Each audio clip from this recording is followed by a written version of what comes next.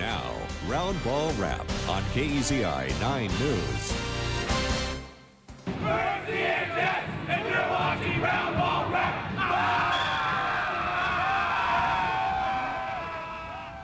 Good evening and welcome to another night of Roundball Wrap. I'm Jake Simon alongside Eric Elkin. Another slate of good games, including a great finish in our KEZI 9 Plus Roundball Wrap game of the night between South Eugene and Springfield. We'll get to that in just a bit, but first we're going to head to Willamette High. The Wolverines hosting Churchill, just a game behind the Lancers for second place in league play going into tonight. Early on, Tyler Johnson misses the layup, but Willamette gets the rebound, gets it back to Johnson, and he lays it in. And this shows you how fast-paced this game was. Churchill sends it right back down the court, and David Shedrick sinks a three. Lancers take back a 1-point lead. Willamette did have some problems with turnovers. Emmanuel Morgan gets the steal. Lancers get it ahead to Malik Morgan, who lays it in. Lancers up by 1.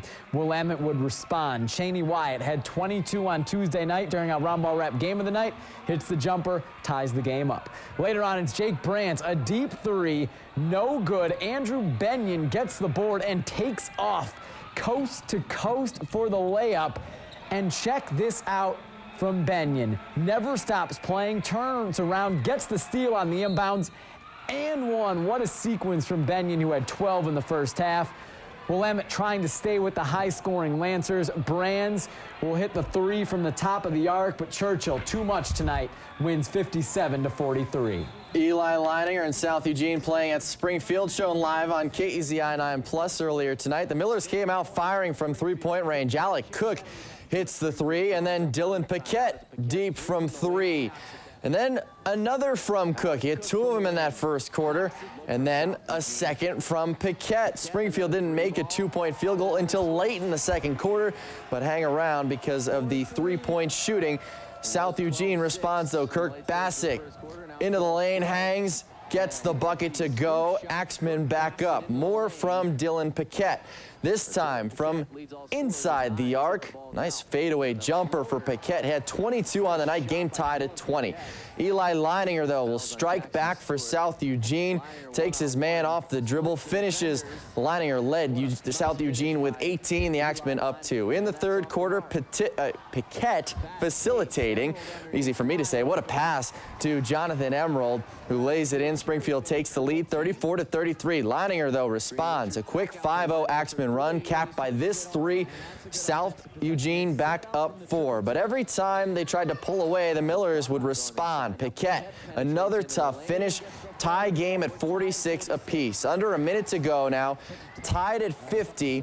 Leininger gives it up to Mason Green Richards, who hits the huge three. That puts South Eugene ahead for good, 56-52. Axemen get the win, and the big shot made by the other sophomore on this team, Mason Green Richards. Well, we definitely had that as our second option. Our first option was going to the big guy here, and then we said if they collapse down, then we'll go. And and I think we got some stuff off of it. Well, I think Mason Green Richards is the best shooter in the state of Oregon. I think he doesn't miss many threes. I've seen him make 50, 60 in a row in practice, and he's, in my mind, one of our first options. So if I'm driving to the lane and I get keyed on, then if he's open, I'm giving him the ball. 50 or 60 in a row. That's impressive. One other score in the Midwestern League tonight. Marist wins out on the coast. Spartans beat Marshfield 54-34. Jake, one game last night in the Midwestern League. Ron Lampy's Sheldon team visiting Thurston. Irish up 33-18 in the third, but the Colts went on a run. Carson Cook slashes into the lane for 2. Then on the other end, Skylar Lillingston strips Yadi Dunmore, and then watch him hustle in transition. Gets the ball back from Brendan Quinn. A steal and a layup for Lillingston. Next possession, Lillingston drives baseline, kicks to Brendan Cook. His three-pointer is good. A 7-0 run for Thurston. It's now 33-25, but Sheldon finally stopped the bleeding. Mike Ralston, strong with a left hand, puts the Irish back up 10. Going to Montana next year. There you go. Committed last week. And in the fourth quarter, Sheldon now up 9. More from Ralston. Aggressive to the bucket, gets the friendly roll. And Sheldon extending the lead in transition. Another guy who, let's see where he ends up going. Connor Strom, the hoop and the harm, 42-28 Irish. Colts still had some fight in them, though. Carson Cook nails back-to-back threes to get it back to a 9-point game. But then Logan Davis shut the door for the Irish. Pretty use of the glass on the runner. Lead back to 13 for Sheldon. And then Davis does it again. Drives into the lane, hangs, gets the layup to go. Sheldon holds off Thurston 51-39, now 8-0 in Midwestern League play. Roseburg making the trip down south to take on Eagle Point, game that was the KDRV 12-plus game of the night, our sister station down in Medford. Early in the first, off the steal, Kai Seeley lays it in, made it 4-0 Roseburg. Then off the inbounds, Alex Johnson will be open in the corner for 3, makes it 9-0 Roseburg. How about another steal for the Indians? Again, it's Seeley in transition, keeping it himself. Nice little hesitation move, runner off the glass. Roseburg opened up the game on a 17-0 run. Eagles finally get a bucket. David Barber into the lane through a couple guys. Tough layup, but Roseburg up 19-2 after a quarter. And in the second quarter, they kept pouring it in. Hayden Lent finds Drew Groshong through the double team for the lay-in. A dominating effort from Roseburg tonight. Indians win 74-42. It is now time to head up north. Stephen Nelson's in the studio with a wrap-up of Mid-Willamette League play. Stephen? Jake, 2 years, 2 state titles for Corvallis, but things seem more up for grabs this season. Spartans had a tough matchup at home tonight, hosting West Albany. A good crowd at CHS tonight, but this one was pretty tough to watch for Corvallis fans. Fourth quarter, Spartans down 18. A little pick and pop between Mather and Langley and Andrew Laney, who's going to fire the 3. 40-25. West A still up 15. Back come the Bulldogs. Jalen Schlegel finds a cutting Nate Sherwood. Bucket, foul. He missed the free throw, but it's still 42-25 West. Then it's Keaton Boder walking the baseline, dishing to Schlegel for 2. Bulldogs bully the Spartans, who were without Marion Clark, 45-28 the final. Silverton at West Albany. Fox fans getting down. The team was locked down on D in the first half, held South to just 4 points. Third quarter, Joe Schaefer there to clean up the garbage. A 20-point lead for Silverton. Rebels start to warm up, though. Shane Brown to Havlin in the corner. Wide open, takes advantage for 3. Then it's Tanner Tibbett to Brown. He knocks one of his own. Rebels within 14, but Silverton was just too strong tonight. Toby Roth, backdoor, lay-in. Easy 2. Then he gets back on defense. Roth is going to force a turnover from Tanner Tibbett. Ball comes loose, and Kirk lofts it. He thinks he threw it too far, but don't worry, Gangler is there for the finish. Foxes win 58-32. Elsewhere in Mid-Willamette play, Crescent Valley gets the win over Dallas, 59-45. And a barn burner in Lebanon. The Warriors knock off Woodburn by 1 point. So that wraps up Mid-Willamette action. Jake and Eric, back to you. Thank you so much, Stephen. We're going to move on to 3A play. We'll start a little bit north of Eugene. Harrisburg hosting Pleasant Hill. It was Hawaiian night at Harrisburg High School, rocking the Hawaiian shirts. Billy's getting to work early off a Parker Smith miss. Travis Fritz with the putback. Harrisburg, however, up by 1. More from Fritz. Gets the feed down low, misses the first time, gets the second one to go. He had the Billies' first 6 points of the game, put them up by 3, but Harrisburg took over. Sawyer Headings misses the 3. Logan Smith eventually gets a crack and finishes. Eagles down by 2. Shane Baker goes to his right, pulls up, knocks it down. That tied the game up. And then Logan Newson with a pretty dish to Dax Wilson, who finishes with a reverse layup. Eagles beat the Billies 62-55. So that is a look at the boys' action from tonight. Coming up after the break, we're gonna want to jump on you there. We'll show you what the girls did. Mercedes Russell and the Millers looking to keep their winning ways going. I could have said that better. Okay.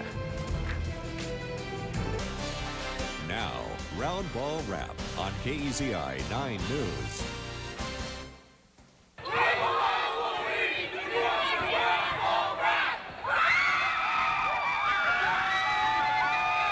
Welcome back to Roundball Wrap. I'm Jake Sivan alongside Eric Elkin. Before the break, we took a look at the boys' action. Now it's time to shift our focus to the girls, and actually all Midwestern League games were played last night. Mercedes Russell and the Millers back from their trip to Massachusetts, playing at South Eugene. Springfield up 19 in the second, but the Lady Axe playing some stingy defense. Emma Fager with the steal. She takes it all the way to the bucket, but the Millers can play some D too. Mercedes Russell off the loose ball. Get that shot out of here. Takes advantage of her 6'5" range, swats Nicola Moore. Then it was a three-point shooting barrage. McKenna Vanderklay with 3 from the corner. Cuts the deficit to 16, but the Millers have players not named Mercedes who can score too. Nikki Duncan with the 3, nothing but net. And then Kaylee Lang will get the ball from Mercedes and knock down the 3 from the other side. So the assist goes to Mercedes. No problem for Springfield. Millers improved to 14-3 and 7-1 in Midwestern League play with a 68-40 win. Elsewhere in Midwestern League play, look at that score. Sheldon allows just 14 points to Thurston in an easy win.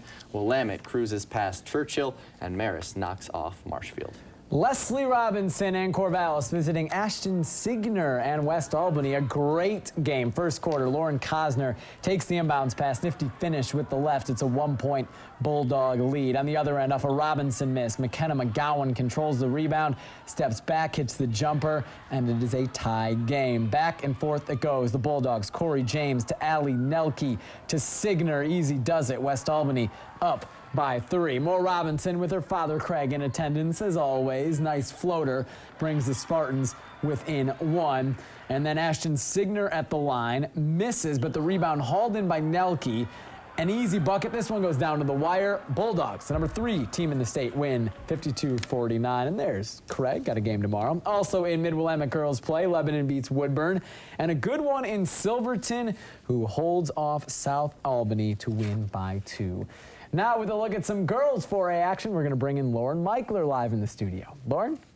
Jake, the Cottage Grove Junction City boys game was postponed tonight because the JC boys team was dealing with the flu. They didn't even have enough players to play the game, but that didn't affect the girls. Head coach Craig Lanam revving up the girls before the second half there. Must have worked. Tigers come out in the third quarter. Hannah Bolton with a 3.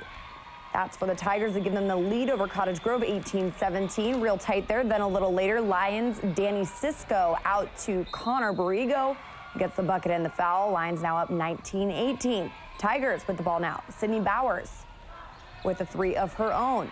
And that one's good, letting the Tigers slip ahead again. And we're going to get Bowers again this time. This time with the layup. Not good, but Christina Pudabra is there to save the day. She lays it in. And that gave the Tigers a 3-point lead in the third. Junction City took the win, 44 to Cottage Grove, 32. Close game there all throughout the night, but an exciting win for Junction City. Guys, back to you. Thank you so much, Lauren. And normally we don't show highlights from Tuesday's action during the Roundball Wrap on Friday night. But in this Tuesday night Roundball Wrap game of the night brought us some plays that we need to show again. Willamette versus Marist, and Willamette junior Cheney Wyatt brought us our first dunk of the Roundball Wrap game of the night season. It happened just before halftime, a dunk that propelled Willamette to a big second half and ultimately a big win. And then towards the end of the game in the fourth quarter, how about another from Wyatt? Twice as nice with 2 hands this time. Cheney Wyatt, our plays of the week. Thank you. Any dunks on Tuesdays this year are going to get shown again on Friday. That is a promise. Dunk on Tuesday. You'll be in the show again.